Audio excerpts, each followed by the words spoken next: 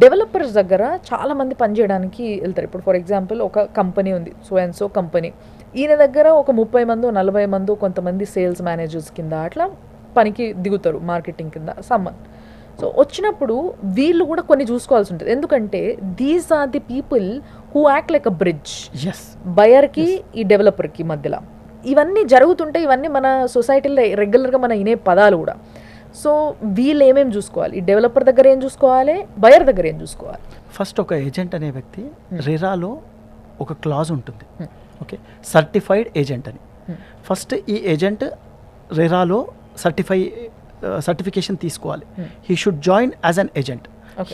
అతనికి ఒక unique code వస్తుంది, ఒక సర్టిఫైడ్ ఏజెంట్ అని.